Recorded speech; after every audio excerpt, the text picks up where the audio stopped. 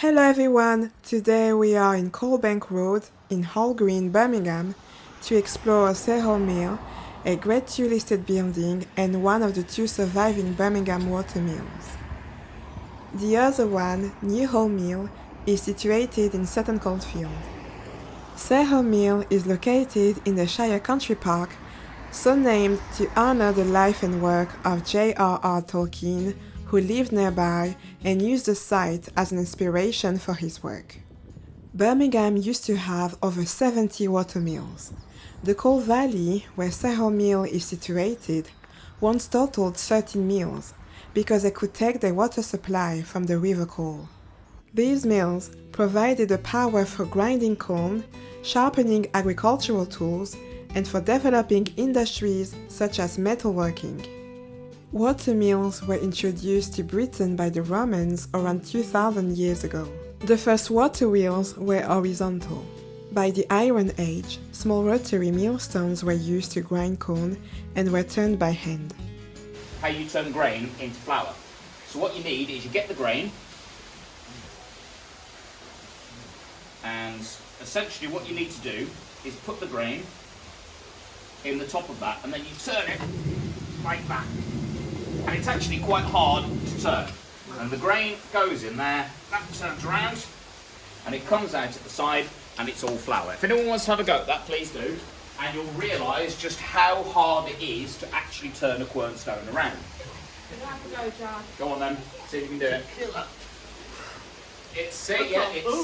It is very, very hard work. You won't be the first person who hasn't been able to do it. Wow. So imagine... No, it's locked. It moves the whole thing. So imagine trying to do that all of the time. You're either going to have a very, very big arm, muscle arm, or you're not going to be able to actually create much flour from doing it. Oh, true. There we go, you got it. Once you actually get it going, it's not too bad. It's the initial starting of getting it going which is difficult. So that's the way that you grind flour. And B, you are then able to create more flour to make more bread and things like that. There we go. So once you actually get it going, it's not too bad. It's the initial starting of it which is difficult. Well done. With the development of gears, vertical water wheels turning horizontal millstones became possible. By 1086, Domesday Book recorded nearly 6,000 watermills in England. Windmills were introduced in the 12th century to grind corn where there was no suitable water supply. There has been a mill on the site since 1542. Unfortunately, nothing is left from this early mill. Most of today's Sarehole Mill dates from the late 18th century and early 19th century. Between 1756 and 1761, Matthew Bolton tenanted Sarehole Mill and used it as a rolling mill to produce sheet metal until he built the Soho manufactory in Handsworth in the late 1760s and moved all production there. The mill remained in use for corn grinding and metalworking until 1919, after which it gradually fell into dereliction. The mill was bequeathed to Birmingham City Council in 1946. Threatened with demolition, an appeal was launched to save the mill in 1960. In 1969, following restoration, it opened to the public under the care of Birmingham Museums Art Gallery. Sarehole, like most watermills, is a 3-story building. The ground floor was often known as the bagging floor because it was where the meal flour, which is a coarse ground corn, and the sieved flour were collected, put into bags, weighed, and recorded by the miller. In the left-hand corner are the mill gears, which drive 2 pairs of millstones on the floor above. A pair of large wooden flour beans stands in the middle of the ground floor. These beans collected flour falling from the flour dressing machines on the floor above. The flour fell through the Asian chutes and into the beans, weighed on the scales, and then raised via the inside sack hoist through the trapdoors to the first and second floor.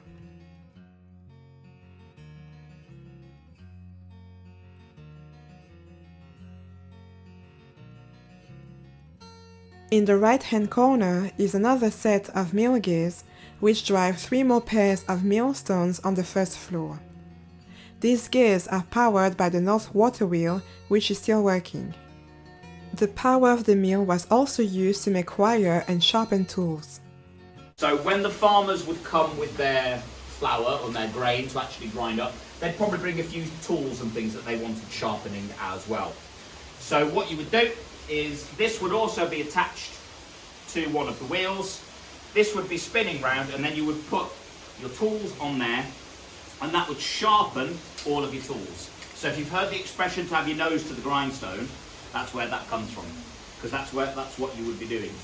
In France, what you would do is all these grindstones, you'd have several all lined up, and you would lie on your front like that, grinding all of the tools, and dogs would sit on your back to keep you warm. I think it's quite nice, personally. So that would also, as I say, be powered by a water wheel as well. This is the miller's desk.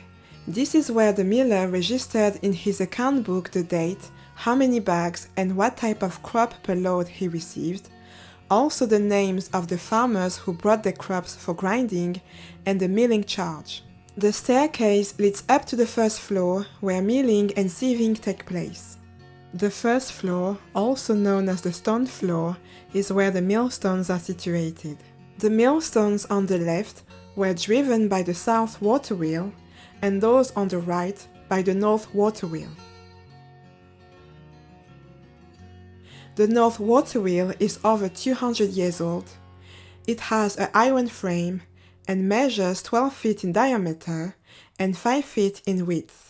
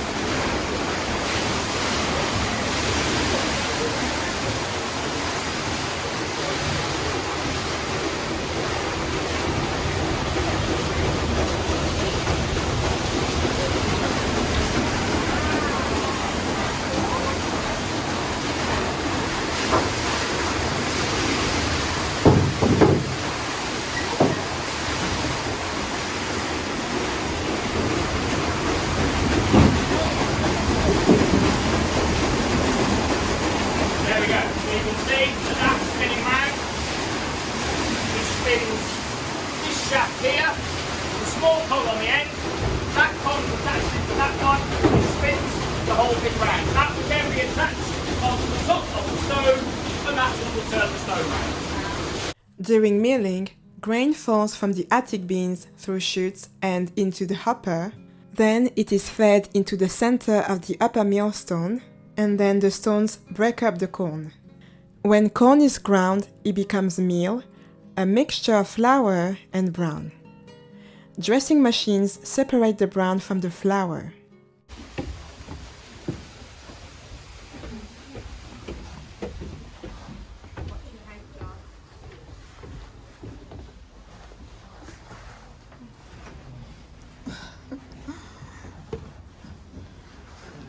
This is the attic floor, or garner.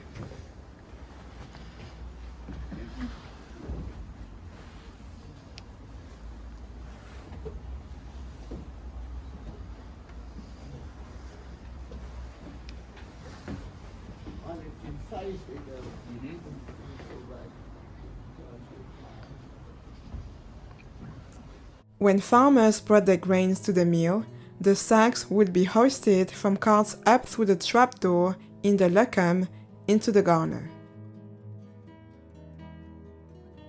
The large wheel is the pulley wheel which operated the sack hoist.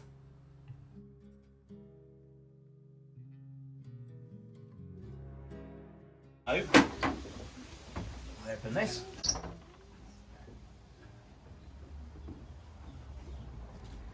Sarehole's mill pond is fed from Cold Bath Brook and feeds into the River Cole. It used to be much larger and provided the water to turn the mill's water wheels.